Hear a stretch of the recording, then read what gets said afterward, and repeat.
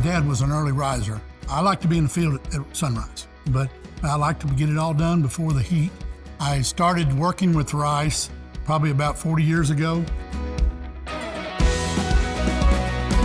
Well, I have a full range of management services. I meet with the farmer in the wintertime, and we plan out the crops, where we're going to put what varieties, help choose on variety selection on different fields. And then we go over maybe a budget. We maybe go over what kind of products we're going to be needing, where he can order them ahead of time. And then also we help him manage it through the season too. Well, every week's different in rice, and rice changes every 4 weeks. I start out with trying to establish a stand. I maybe set their drills for them, and we get a stand started, and then I do stand counts, and then I keep track of it once a week, and we go from fertility problems, weed scouting, and then into fungicides, insecticides for insects. So every week's something different with the rice crop. Well, my basic program is we start out with rice boll on every acre. It's a combination of two chemistries, which is two different modes of action. Propanol's been around for a long time, so it's still a good product. It does a lot more for bang for the buck than a lot of products, so you don't need as many products in that mixture. It really gives us some residual and helps us on some sprinkle type residual, and it's just been a staple for me for several years.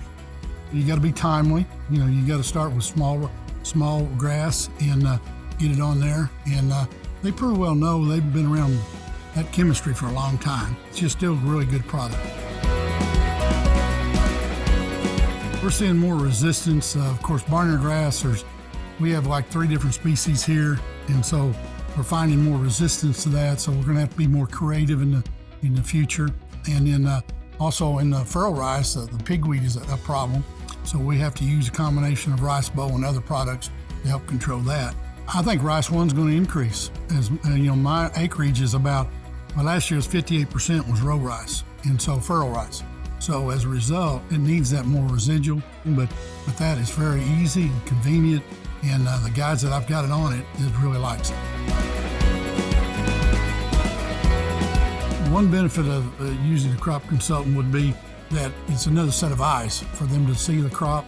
Well, I gather that information, and then at the end of the day or end of the time that I'm with this grower, then I email that directly to the grower, and so he has an instant scouting report on his phone, and he can transfer that to the arrow applicator or the spray guy that's spraying his crop.